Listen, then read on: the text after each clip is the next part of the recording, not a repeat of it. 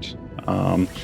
And you'll be making your way down to a trading post. So wanted to just give you a quick overview, and then we can start talking about the planet. Yeah, Pyro 3 is just a terrestrial planet. It has a very thin, breathable atmosphere, but it's still pretty inhospitable, very cold. As you can see, some of those lightning strikes in the clouds, but yeah, very, very pretty looking. So this is the first time we're actually seeing clouds above a terrestrial planet. You know, we went through quite a few iterations of forms. What we ultimately ended upon was something that felt quite dramatic, still believable in terms of how the wind would have shaped them. But yeah, like it's showcasing a lot of the more recent tech that came online. Also, what we're seeing here is like some kind of distant thunder strikes. And what this is, it's kind of like a prelude to, you know, future weather features that will be coming on board, you know, and how this will tie into, you know, storms and ship handling, you know, due to the turbulence. And it's great seeing the, you know, the rain hit the canopy glass here, you know, when you go through these cloud banks. Also, as part of the process of shaping, one of the things we really wanted to do is create these kind of like these pockets in between the clouds. So you're in these cavities, so as you're flying through, you get a glimpse of the terrain beneath you. But you know, it feels really quite exhilarating, you know, to fly through. Also, as well, like it's showcasing a lot of the more recent tech coming on board as well. So, you know, it's a lot of optimizations been going on. So it's way more performant than previously it was. Also, like the level of artifacting that we're seeing here is substantially reduced, certainly on higher spec machines. It also gives you a great sense of parallax when you fly through these cloud sandwiches. A cloud sandwich? Yes, that's what it feels like. It feels like you're the meat or the cheese of a cloud sandwich. The cheese of a cloud sandwich. So as we get out of the cheese, another really big feature that was important for me was, you know, terrain shadowing and terrain occlusion from the clouds. So you're actually seeing, you know, these large areas of occlusion cast onto the terrain. It just adds that depth. It just adds that believability to what we're seeing in the frame. And you know, when you see like these dark overcast clouds and they're hovering above the mountains, it finally completes the frame. Especially when you see these distant rumbles of thunder in the distance. So James Cameron, who's doing the run through, yes, that is his name. He will be taking us down to the outpost. The goal for us is to basically make 50 of these, whether they're inhabited or derelicts or even basically inhabited by a farmer or inhabited by a gang. So the goal is to have these act as different factions, and so that you can develop different rep associated with them, and you can start seeing how big these outposts stretch to with the comms tower that's behind us, and then even some of the AA turrets that you'll actually see up close and personal.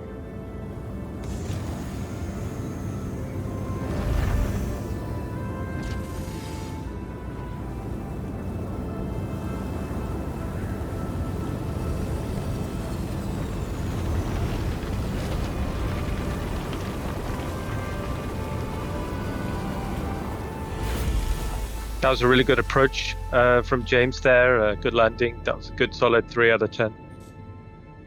3 out of 10. Jeez. Ian's a tough grader. Yeah, I'd go 6 at least. No one's ever got a 6. Gotta watch me land, man. So here we'll go down to the technical deck. Show off the cargo area, as well as the climate-controlled component areas, and then onto the gravity generator room and the stairway out.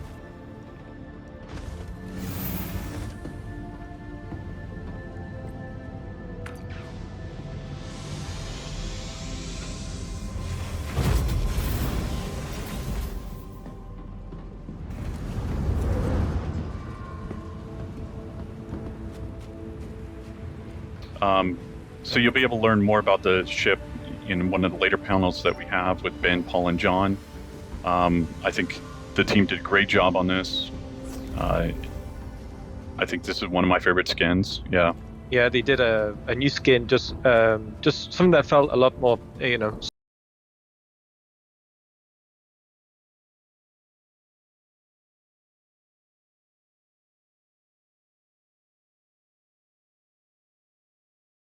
Pyro. I think it looks great, especially in contrast to what we're seeing here. Is like actual AI on the terrain, you know, walking about, going about their business. And is that an AA turret there? It is. And radio comms towers and all these other elements that we want to make sure that are interactive for the player and allows them to go and explore or use to their advantage. We want them to be able to interact with these different items. Here you can see like various outpost modules. You know, to the right there, we've got the garage unit. You can see the infrastructure on the roof. But this large, beautiful, you know, archway here kind of signifies, you know, the main entrance, the primary entrance to the main social module. I think the airlocks look great. You know, fits in with the art style beautifully. The team did a great job on this.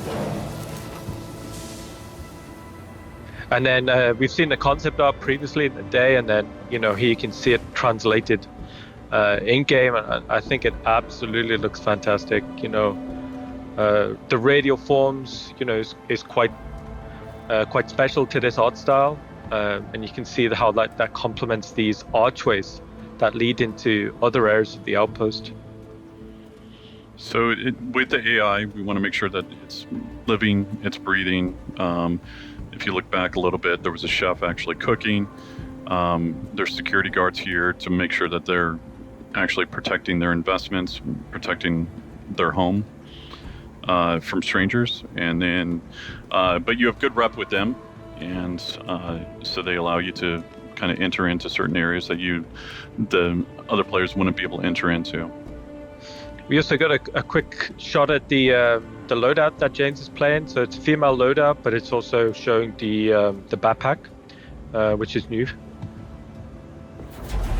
Also some of the new hair as well, which is rendering much nicer. So here the player will make their way out to the trading post, go see the dealer, acquire the artifacts. And for the trading post, you know, we wanted to get all of the junk on the outside as well, you know, so the player can see it as they're approaching. We wanted, you know, as many tops as we could, and you can see it's using the new soft deck shader, so these are reacting to the planetary wind, you know, the same force that the tall grass and the moss on the ground is reacting to as well. Other thing with the trading post is, like Ian spoke about before, the inventory and what they'll be able to actually sell here will vary depending on where they're at in the solar system. Are they close to a jump point where they might be coming down and using this as a chop shop? The grill master would be fired. Yeah. Still full of wieners.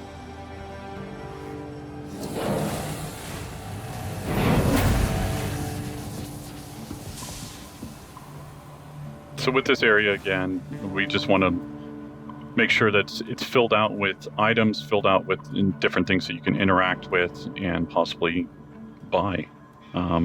It's like Dave said in the beginning, we want the stores to feel different here, but it's still making it feel believable. Quick reference to some additional traversal areas there on the right when we came in. Well, welcome. Take a look. I'm sure I have what you want, and if not, I'll have something just as good. Yeah. The guys had a lot of fun dressing these areas. There's a lot of storytelling going into it. So here we decide not to pay the price. And we don't mind losing reputation with the faction, and decide that we're going to take the artifacts through betrayal. Just take it. Straight in the backpack. So here we've got different routes for the players to enjoy and to use to flank and also navigate around. So each area will have different secondary and tertiary routes of navigation. James was really just trying to scare him there versus actually kill him. That was intentional. Good shot, James. You could also, if you notice real quick, there was the civilians are actually cowering as opposed to fighting, which is kind of, you'll see another coming up. But it's super cool. So again, here the player will have the choice, do they actually want to interact with the civilians, or, does their conscience get better of them? I think James made the right choice there. He was nice, yeah. One of the things when we was playtesting this a lot is when you see the enemy AI kind of fanning out across the terrain like that. It's fantastic to see. It feels really great. Just seeing the base start to wake up to you and actually trying to exfiltrate. Also, I know it's under combat stress, but that yellow grass just looks fantastic.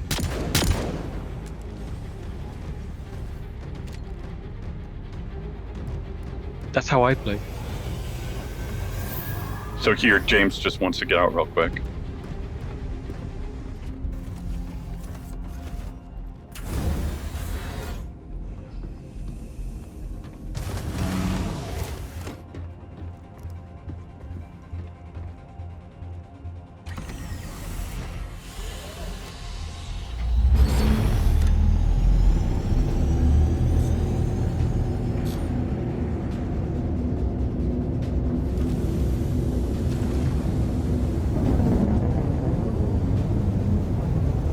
We slightly hinted to in the first walkthrough. This is where the AA turrets will come alive, and basically, if you're not fast enough, as James isn't, with your countermeasures, then they'll take you down.